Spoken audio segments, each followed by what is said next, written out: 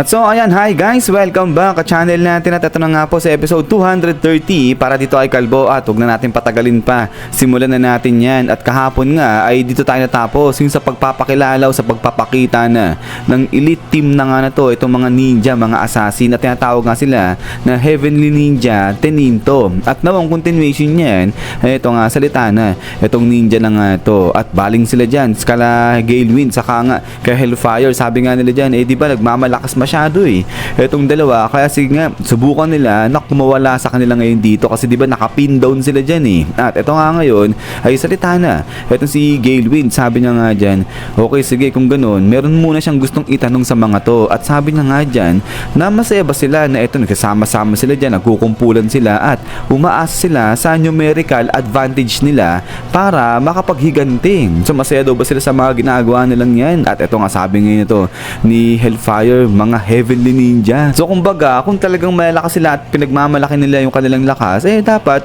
hindi sila nagsasamang ganyan, hindi sila nagre-rely sa bilang nila at nagtatrabaho sila ng solo lang. So kaya ngayon tanong nila dito, masaya raw ba sila sa ginagawa nilang yan? At eto nga ngayon nakagalit itong dalawang ninja. So ito nga sabi nga rito ni Violent Force, ibig sabihin niya, nare-reject nila itong team, itong buong Heavenly Ninjas na grupo. At eto nga ngayon salita na itong si Disaster, sabi niya nga dyan, kitang-kita na ngayon talagang kinukutsa nila, minamalit nila itong grupo na Teninto. At then pagkatapos nga niya, dito parang binanatan nila si Gale Wind sa si Hellfire. Sabi nga nila dyan na hindi sila fit para maging Heavenly Ninja. Pero ito nga ngayon ay tahimik lang muna itong si Sonic, pero maya-maya ay nagsalita na siya. Sabi niya nga rito na sa village, fino-forbade sa kanila o pinagbabawal yung makisalamuha sila sa mga kapwa nila ninja saka sa ibang mga tao pa. Pero ito, di niya raw akalain na meron pa sila ngayon na alumni na association. At ito nga ngayon, salita na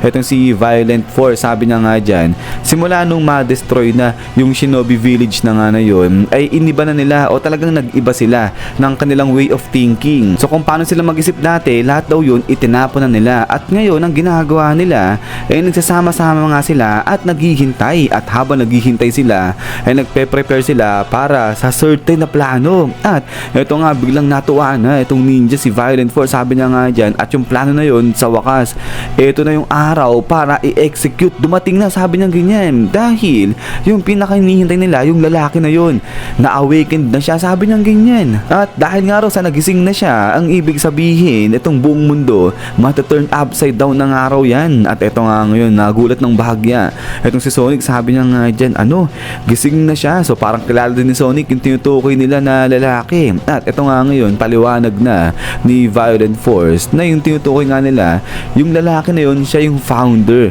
ng village ng mga shinobi. At siya yung tinagurian na pinakamalakas na ninja sa buong history. So ang nangyari lang daw kasi, pagkatapos na naging laban nito ng founder at saka nga natin ni Blast, ay nawalan ng malay itong founder na to. So ibig sabihin, tinalo siya ni Blast at 15 years ago ng araw yung nakakalipas. At simula nga nun ay nasa comatose state na itong founder na nga na to. At nandun siya sa loob ng kanyang recovery capsule. Pero yun nga, dahil sa nagising na itong founder na to, ay ayan yung gagawin nilang leader. At now, ay bilang leader nga raw nila itong founder na to, ang unang-unang gagawin nila, papatayin nila yung kanilang pinakalaban, which is itong si Flashy Flash. At pagkatapos nga raw nilang patayin itong si Flashy Flash, ay ang isusunod naman nilang patayin itong si Blast. Pero yung gagawin nilang pagpatay dito kay Blast, hindi lang basta-basta, dahil public execution yung gagawin nga raw nilang pagpatay dito kay Blast. So ibig sabihin, papakita pa nila yan sa madla. At now, ay kapag napatay na nga raw nila yung dalawa, ay wala nang makakapigil sa kanila dito sa buong mundo. At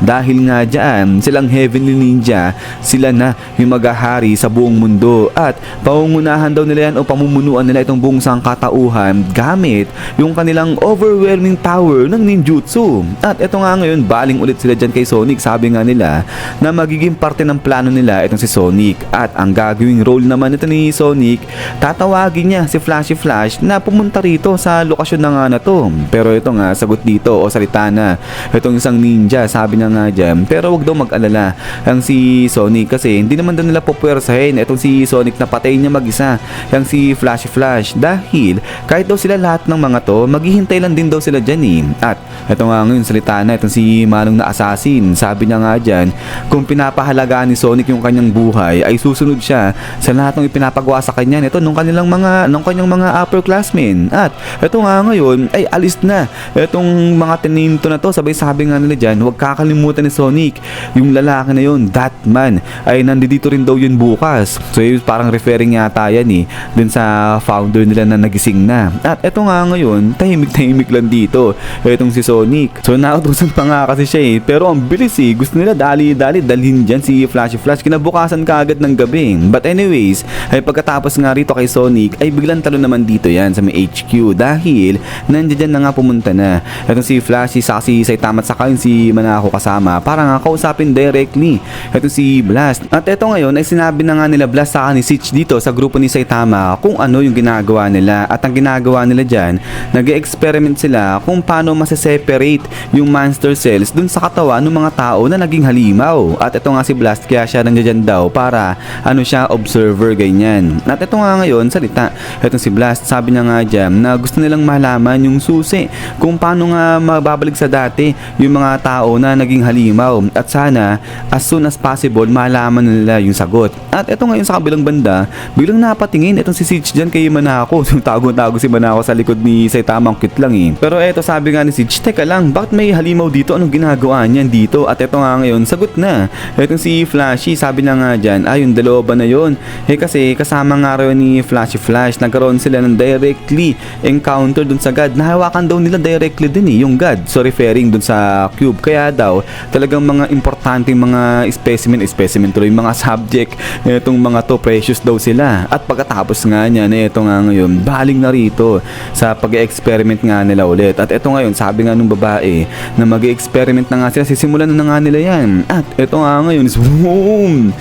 Dito bigla nilang kinuryente itong dalawang lalaki na nga to. So ito yung mga tao na naging halimaw. So grabe, sobrang lakas ng kuryente, napapasigaw sila dyan. At ito nga ngayon, sabi ni Saitama, teka lang, yun yung mga kasama sa martial arts tournament At ito napasigaw yung babae, sabi na nga dyan, hindi nag-i-stabilize yung numbers ng dalawa, yung kanilang paghinga saka yung kanilang pulso, nagiging critical na. So kaya nga ito, dali-dali kinontak ni Sitch itong babae, sabi, sige, itigil mo na yung experiment na yan, i-turn off mo na yung machine kasi nga raw, hindi na kayang i-handle pa nung kanilang mga subject. At pagkatapos nga niya, bam!